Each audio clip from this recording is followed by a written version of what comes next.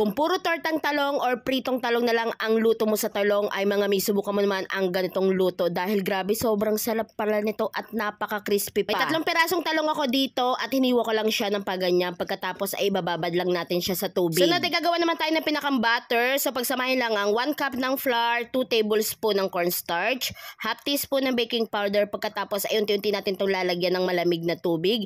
Tapos haluin lang maigi hanggang sa makuha natin yung tamang lapot nito. Timplahan lang ng kaunting asin, paminta at kaunting granules. Tapos ayan, haluin lang uli natin ito ng maigi. Sa isang plato ay maglagay lang ng breadcrumbs. Ngayon naman ay ididip natin dito sa ginawa nating butter yung in-slice nating talong. Pagkatapos ay ilalagay naman natin ito dito sa breadcrumbs. Tapos i-coat lang natin ito ng maigi ng katulad ng ganito. Ulitin lang yung process hanggang sa matapos lahat. At sa 3 pirasong talong ay marami na rin akong nagawa. Painitan nga rin ako ng mantika at maganda kapag ipiprito nyo to ay yung deep fry talaga. Pero kung ayaw nyo tong iprito, kung may air fryer kayo, ay pwede rin naman. Tuwin lang lahat ito hanggang sa mag golden brown katulad ng ganito at tingnan nyo naman, diba, sobrang ganda ng pagkakaluto niya at napaka-crispy talaga. Di mo nga akalain na pwede pala ang gantong luto sa talong kung laging paprito ka na lang, ay subukan mo naman ang ganitong luto mga mi para maiba naman. Napakasarap nga nito at pwede nyo idagdag sa inyong pika-pika habang nanonood kayo ng movie.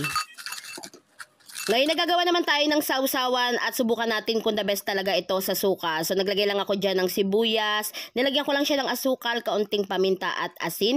At gumawa na rin ako dito nitong ating mayo na may ketchup.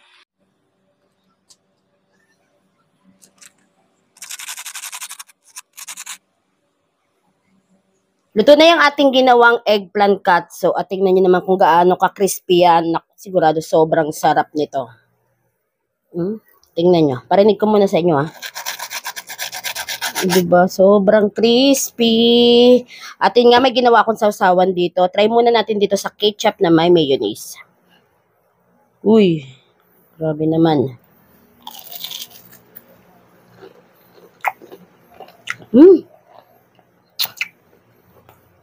Sarap.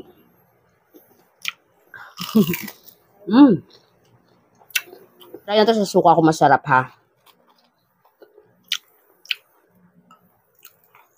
Tapos madaming sibuyas, oh.